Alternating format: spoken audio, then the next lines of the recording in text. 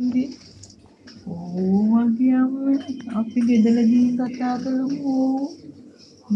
අපේ සංකල්පකෝ දෙය දුන්නු වත්තුවකෝ අපේ වත්තුවකෝ අපේ වත්තුවකෝ ගානට කඩි කරලා වගේ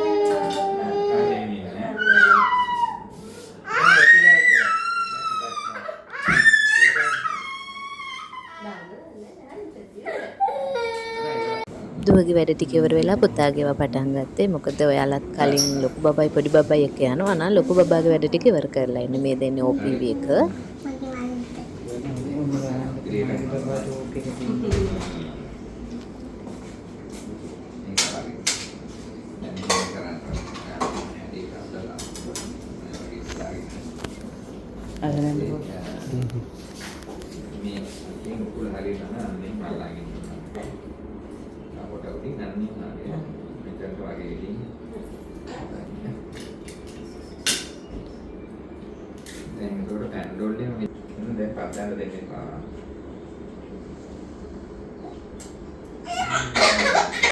ඉතින් කකුල් දෙකට වැක්සින් දෙකක් නියුමෝනියා එකක් දුන්න නිසා ඉතින් පළවෙනි බබාට නම් කට්ට ලං කරනකොට මමත් ඇඬුවා. දැන් ඉතින් පුරුදුයි. හැම අම්ම කෙනෙක්ම දන්නවා දෙවෙනි බබාගේදී එක්ස්පීරියන්ස් තියෙනවා. මේවා දිය යුතුම දේවල්.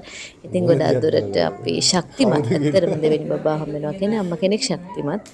පළවෙනි බබා හම්බ වෙනකොටයි දෙවෙනි බබා අතේ ඉන්නකොටයි මම සම්පූර්ණයෙන් වෙනස් එක්කෙනෙක්. ඉතින් මේ විදිහට වැක්සින් දෙක දීලා ඉවරයි. ඉතින් පුතාට අපොයින්ට්මන්ට් එකක් දාලා ගියේ. ඉතින් 3250ක් වුණා එක්කෙනෙක්ට. ඊට පස්සේ ડોක්ටර්ගෙන් ඇහුවාම දුවටත් දෙන්න පුළුවන් කිව්වා. ඒ නිසා එයාටත් අපොයින්ට්මන්ට් එකක් දැම්මා. මේ තියෙන්නේ මාස දෙකේ වැක්සින් එක. මේක 10216ක් වුණා. මේ තියෙන්නේ නියුමෝනියා වැක්සින් එක එකක් 6315යි. ඉතින් දුවටයි පුතාට දෙන්නටම දුන්න නිසා එතන 12630ක් වගේ වුණා දෙකටම.